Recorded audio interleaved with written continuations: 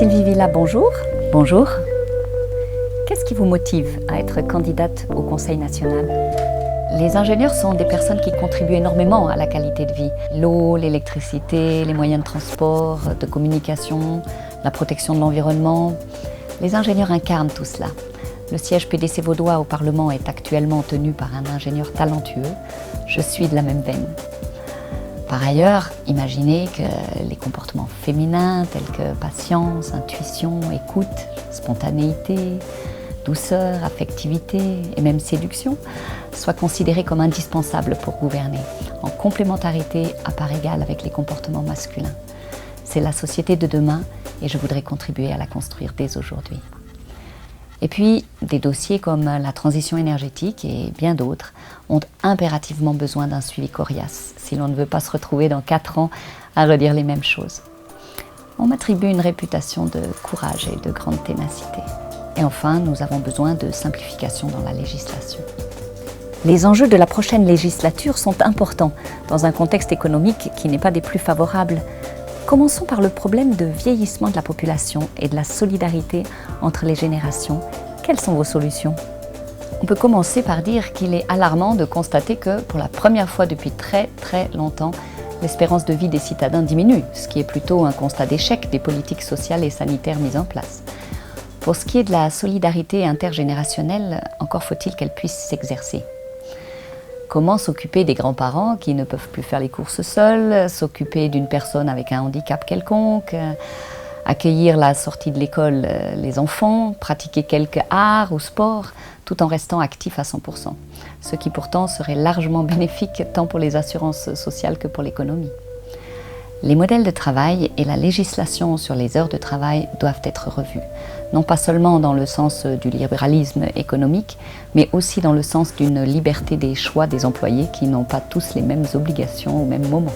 Pour de nombreuses catégories de personnes, la possibilité d'aménager un temps de travail différent éviterait probablement de diminuer l'espérance de vie. Vous ouvrez la porte à toutes les dérives, notamment au fait que les femmes, qui sont moins bien payées que les hommes, seront davantage sollicitées pour les travaux en dehors des horaires actuels. Il est évident à mes yeux qu'un prérequis, c'est l'égalité salariale, l'État devant montrer l'exemple. L'égalité entre femmes et hommes figure depuis 33 ans dans la Constitution fédérale et l'interdiction de la discrimination salariale depuis 18 ans dans la loi. Malgré tout, l'écart salarial entre les femmes et les hommes reste aujourd'hui encore de l'ordre de 18%. Peut-être qu'un moyen de pression va être de conditionner l'augmentation de l'âge de la retraite des femmes à une mise en œuvre démontrée de l'égalité salariale. Mais pour en revenir à l'aménagement du temps de travail, pourquoi la liberté, l'autonomie de s'organiser resterait-elle l'apanage des indépendants et des cadres supérieurs?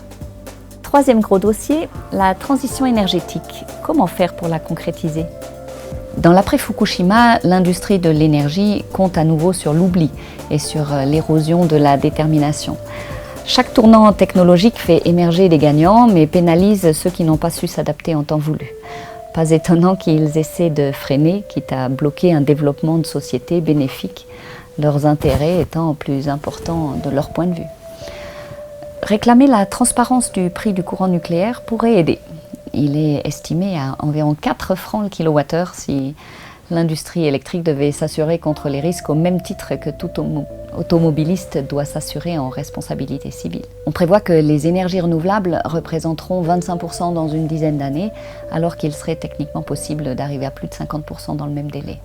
En particulier grâce au Smart Grid, dont l'objectif est d'optimiser l'ensemble des mailles du réseau d'électricité qui va de tous les producteurs à tous les consommateurs, afin d'améliorer l'efficacité énergétique de l'ensemble.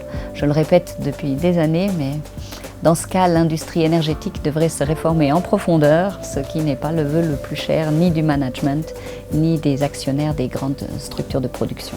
Quatrième thème d'actualité, est-il encore possible aujourd'hui d'assurer une prospérité durable? Lors de mes rencontres avec des commerçants, des hommes d'affaires, des agriculteurs, il ressort une saturation de réglementation. L'impression d'avoir beaucoup trop de restrictions, de ne plus pouvoir rien faire, au point d'en perdre le sens de l'initiative, l'envie d'innover et d'entreprendre. Le gouvernement ne doit pas être une usine à fabriquer des lois inutiles et dépasser l'impression qu'il a peut-être que pour exister, il faut légiférer. plutôt la qualité que la quantité. Se concentrer sur l'essentiel. Il est même certainement urgent d'abroger un certain nombre de lois caduques ou règlements d'application simplement non applicables. On traîne des héritages qu'on devrait réviser. La bonne opportunité du moment, c'est que toutes les entreprises suisses vont bénéficier du taux d'imposition plus bas, et de beaucoup, suite à la réforme fiscale en cours. Qu'elles aient toute l'intelligence nécessaire pour bien investir cette manne non attendue. Et enfin, dernier dossier de taille, et pas des moindres, celui de l'asile et des migrants en Suisse. Comment accélérer les procédures d'asile et comment faciliter l'intégration des migrants? L'intégration se fait par le travail, les associations, les clubs sportifs, l'école et les histoires d'amour. Un mariage sur 3 se fait entre un étranger et un confédéré. La base, c'est la capacité à communiquer. Durant mon séjour à Berlin, j'ai été impressionnée par l'effort investi à mener le plus rapidement possible les migrants à une maîtrise suffisante de la langue allemande. Ces cours de langue, là-bas, sont obligatoires et gratuits pour les migrants et sont aussi utilisés comme opportunité de comprendre les différences culturelles. Je crois beaucoup à la concertation. Écouter le vis-à-vis, comprendre ce qui l'anime et que chaque partie soit impliquée comme force de proposition afin de trouver des solutions ensemble. Cette concertation doit prendre place entre migrants et autochtones, mais aussi entre services de notre pays. Je me souviens par exemple d'une concertation avec l'Office des migrations lorsque j'étais doyenne à la Haute École d'ingénierie et de gestion du canton de Vaud. Nous observions un refus quasi systématique des permis d'étudiants pour les ressortissants et ressortissantes du Cameroun. Nous avons alors convenu d'envoyer un professeur sur place afin de faire passer là-bas un examen d'admission. Les jeunes dont les résultats à cet examen étaient corrects obtenaient leur permis. Pourquoi ne pas transposer cela dans le domaine de l'asile et prévoir la possibilité de traiter des demandes d'asile dans des bureaux itinérants préparés à cet effet pour traiter les cas sur place? N'oublions pas que la Croix-Rouge est née en Suisse. Nous avons acquis toute l'expertise requise pour organiser de tels couloirs sécurisés avec probablement une clé de répartition européenne, voire mondiale. Tout ça est très bien, mais vous êtes au centre et on sait que le centre ne pèse pas lourd au national. Il pèsera de plus en plus lourd. Il n'y a qu'à faire le constat que la plupart des nouveaux partis apparus ces dernières années se réclament du centre. Ce qui a pour inconvénient de disperser les voix du centre pour l'heure. Il est donc important de voter PDC pour que le parti, riche d'une histoire et d'une tradition, puisse continuer à faire office de médiateur au Parlement. La médiation, dans un débat qui devient de plus en plus intégriste, c'est la raison pour laquelle je suis au centre. Le besoin de vivre ensemble porte au dialogue et à rester ouverte en se méfiant des a priori et des idéologies, à l'écoute des arguments des uns et des autres, de sorte à, si possible, ne manquer aucun regard critique sur une situation. Une dernière question, Sylvie. Pourquoi faut-il voter pour vous? Parce que je n'appartiens à aucun lobby, parce que je me sens parfaitement bien dans mon parti, parce que j'ai la détermination d'être à l'écoute des citoyennes et des citoyens. Quelle merveilleuse expérience que ces rencontres que j'ai organisées durant la campagne. Je fais la promesse de les poursuivre mensuellement en cas d'élection. Et aussi parce que mes cellules sont imbibées de joie, de confiance en l'avenir, d'imagination, de courage.